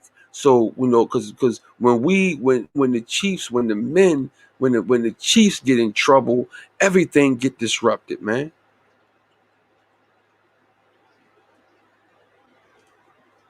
So, yeah, man, I've learned through trials and tribulation, trials and error. I've learned through 50 years of living. I don't never let someone control my emotions. There's no way. Especially when I can't get through the computer and choke your fucking ass out. So ain't no way I'm gonna get mad about something like that when I really can't get to you right then and there. So yeah, I don't understand how these guys do it, man. I do this for the love of who I am and my people. Anything else, I'm not clout chasing. You know what I mean? If you got a problem with man, yeah, I'm gonna tell you another thing. I've had more beefs with my own free thinking people than I had with anybody on the internet. That trips me out. Every beef I've been in has been with the so-called free thinker. And like they jump out there. You know what I mean? You gotta give me a reason for me to jump out there on you. If you're not giving me a reason to jump out there on you, then why I'm doing it? That's some childish female shit for real. Real men don't do that shit. Real men beef about shit that really matter. And if this brother ain't caused me no malice, ain't caused me no trouble, haven't disrespected me, the brother been on his positive ever since I ran across him. I'm not going to have no malice unless that individual is on some goofy shit. I'm all about the upliftment of our people. I see what's going on. I see what's going on. I've been out here involved in a lot of shit, man. A lot of shit, man. I ain't gonna go into it, but I've been involved in a lot of shit, and I see what's going on, and I just think it's stupid. I feel what's going on is stupid. Instead of us all coming together, I knew some kind of, because I got a serious sixth sense, man. Like I don't know if it's something that's in my genes, you know. I don't understand. It's just me decoding things. Dakota, Lakota, decoder. It's just me decoding things. And 50 years of decoding, I feel that all of these people are the same people. It's just the tribal beef and these people trying to get rid of certain people. And it's all about land, bro. I know I done had land stolen from my people's had big land stolen from them. And a damn thing we could do about it. It's gone. But at least we know what we don't know what happened, but we know we have uh we feel like something went wrong. Usually when I feel something, it is what it is, man. It is what it is. So let me finish reading, man. All right. Nanticoke Moors, the new people, the new Lenape, Nantucket Moors, the chief tribe of the Wapanaki Confederation of Moors, was the Delaware of New Lenape. Were they black people and are African Americans the descendants of these Moors? William Penn, eyewitness account of Lenape Nantucket Moors. Let's go. Man, I want to find some music. When I had the music on early, it was the microphone was whistling and stuff. So let me see something.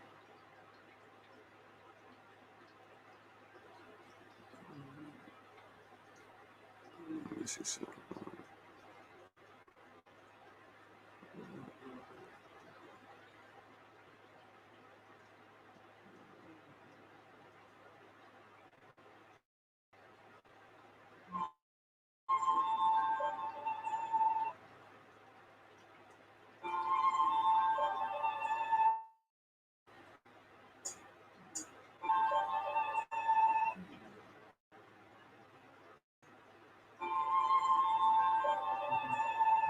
Let's go.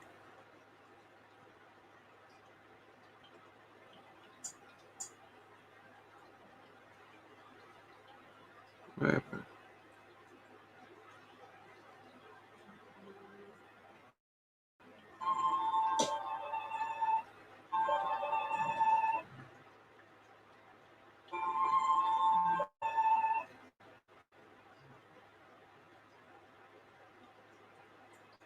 What happened, man?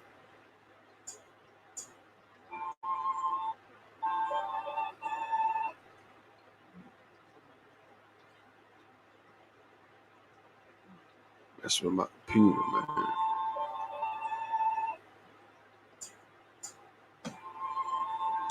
All right, there we go. Let's go. All right, let's read.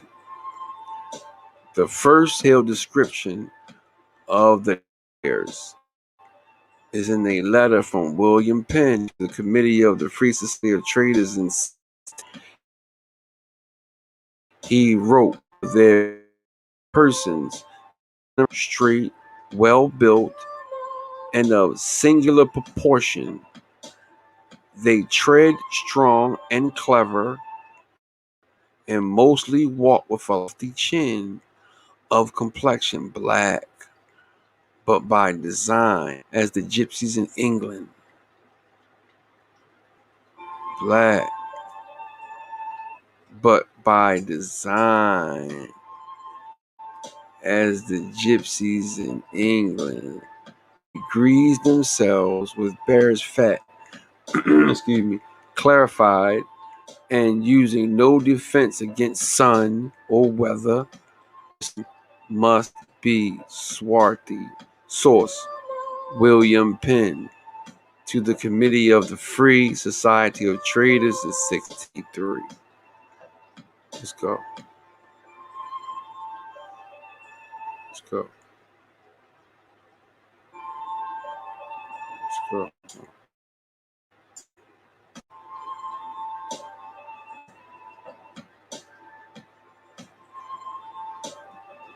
Let's go.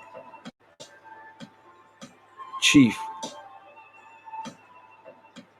Tamanum, the Black Moor, Chief of Turtle Island, Sheikh Maxim, Philadelphia.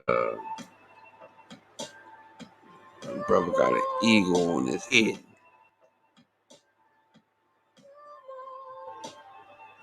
Oh man, stop playing. I need this picture.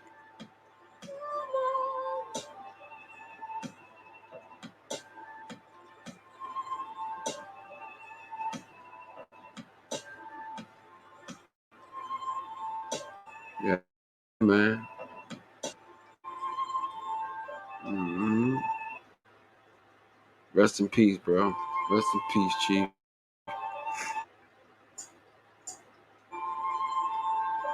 Rest in peace, Chief.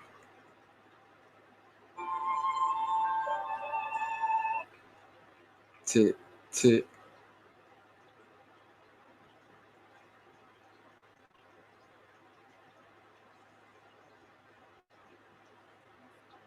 Uh, oh man, what what was this? Hold on.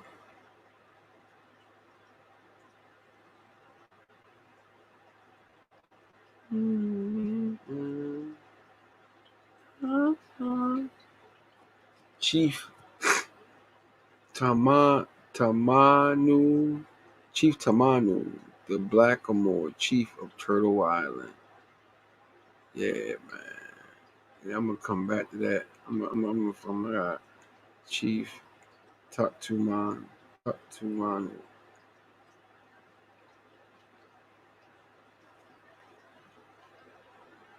Sons of Saint Tamani, aka Sons of Living Worship, a Moorish chief.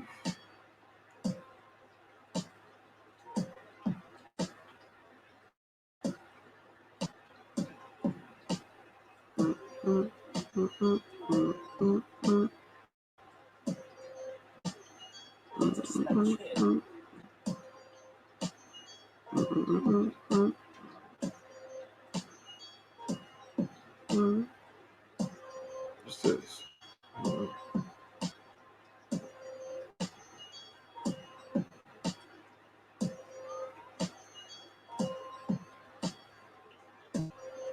This thing is so long, yo. All right, let's see where I'm at now. Okay. All right. Let's read some.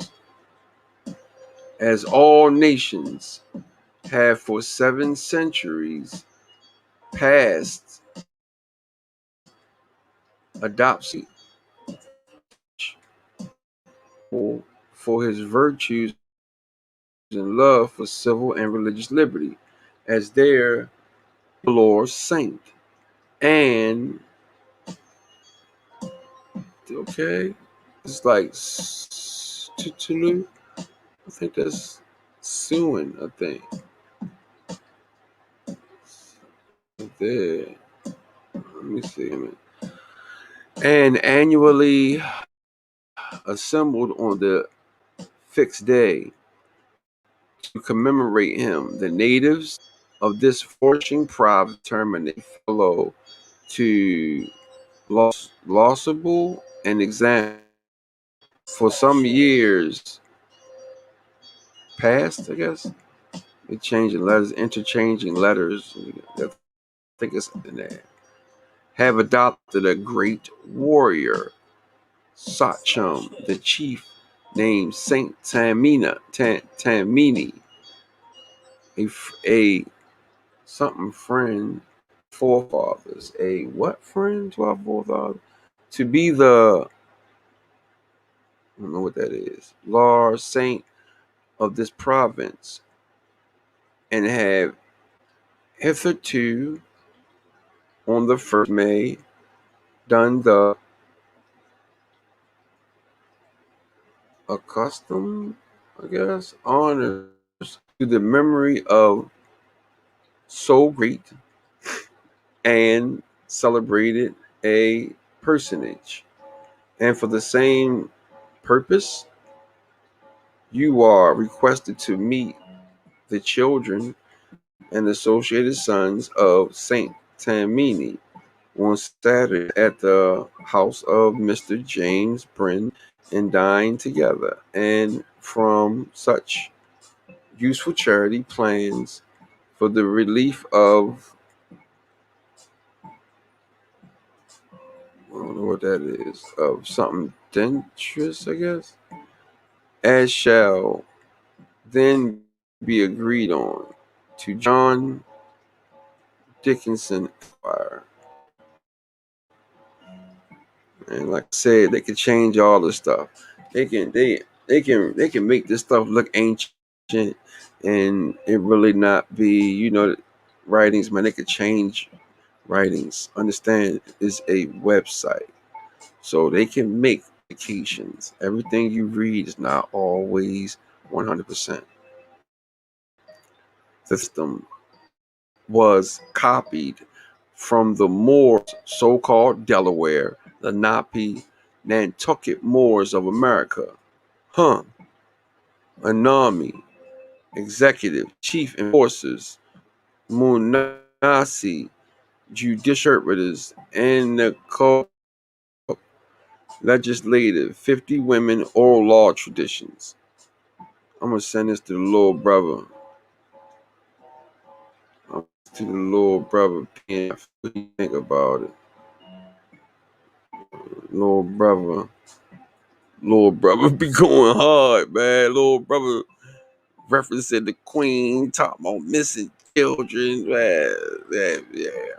Fuck with PNF. Fuck with you, shorty. Shout out to PNF, yo. You know what I mean? I'm trying to figure it out, man. I don't know what's going on. I don't know if... Man, look. This whole thing, this whole dynamic has so much deception. We don't know if really the Moors and the Indians could be the same people that's like a crew. And like they writing all these situations like we should be beefing, or like trying to make Europeans, all these melanated people, Europeans, Moors, Native Americans, maybe they trying to create, maybe they trying to create static between the three nations so that we will kill each other off. And the powers that be don't have to do the work themselves. So suppose it's like that. Suppose all this beefing is just stupid shit for real. And our real oppressors got us fucked up for real. Suppose it's that. Because there's so many stories and so much penciling in and so much thievery and so much deception and so much land stealing and names fake making up beefing in the back door. Like, we don't really know. So, says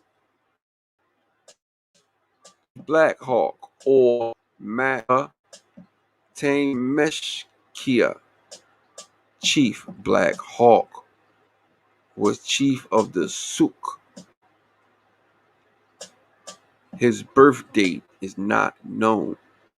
The name Black Hawk is a reminiscent of the Black Hawk or Falcon of the Kemetic tradition, representing Horus, who ruled the resurrected son of Osiris, the anointed one. Black Hawk was born Makate Meshika,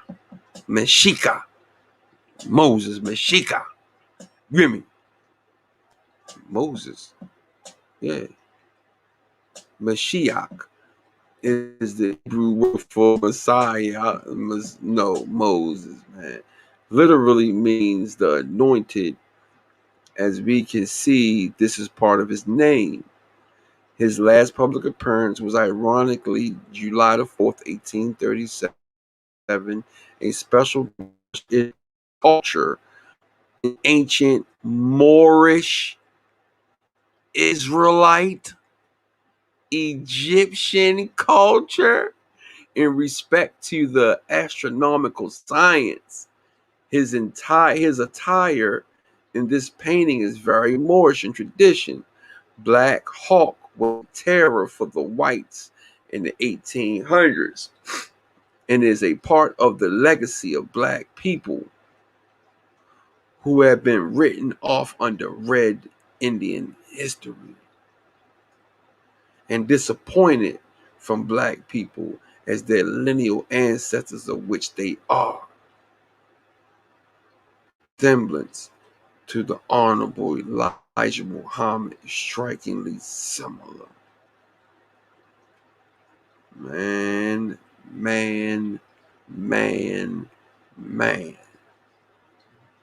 Okay. It says, in the states, the purpose of the territory from the western edge of the Pacific. The true intention was to spy on the indigenous black people who were in America prior to the European invasion of Asia. Then Meriwether Lewis and Lieutenant William Clark of the United States Army used a black man named York, who was also the son of Steve, along with a native woman named Seasonance Jaya, found in the millennial edition of Dollar Son Gene of the Ancient Ones. I'm sorry, Gene T. Char to be their interpreters as they gathered intelligence in the book Return of the Ancient Ones. Emperor Tar reports. Man, oh man. Lewis and Clark documented everything in sight: the weather, the plants, the rocks, the minerals found, the people by tribe, by habits, by color, by warlike activity, documented a bushy-headed tribe who did not like the red man or the white man. Bushy-headed Washita. Now, please explain why history did not make us aware. It was because to spread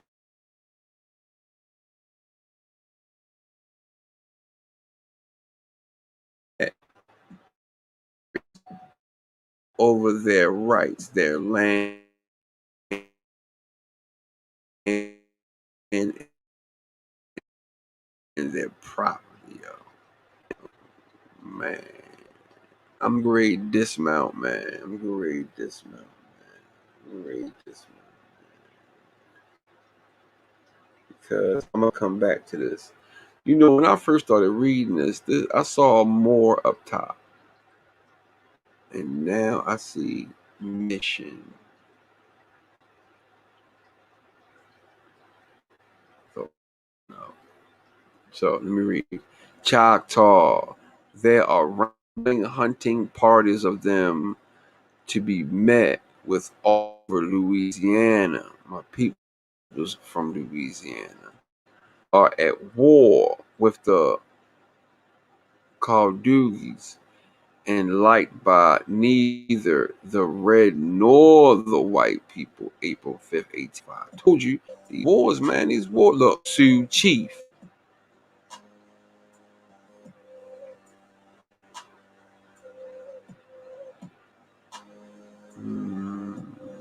Mahaska the Younger, chief of the,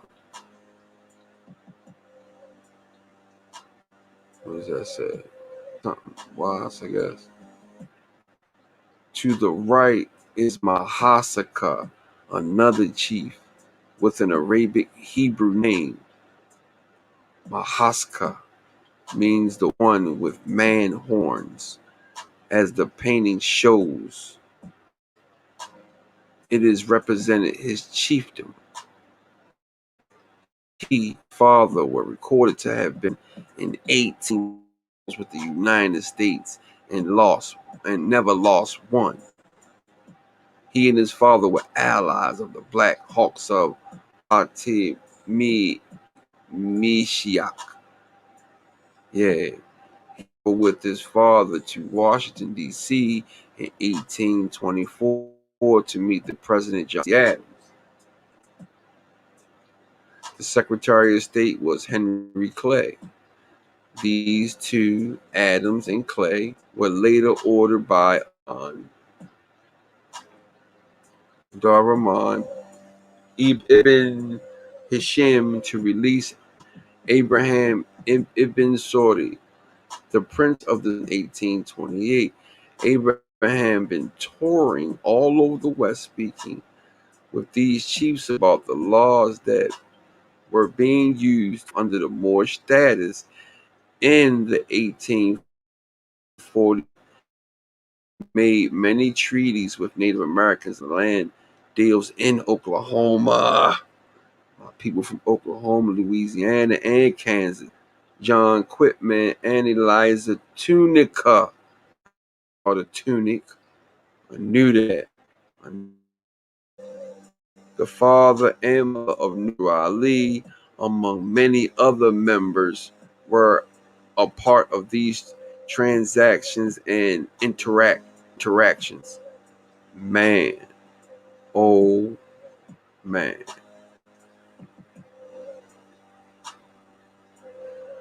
So we're gonna pick up right here, man.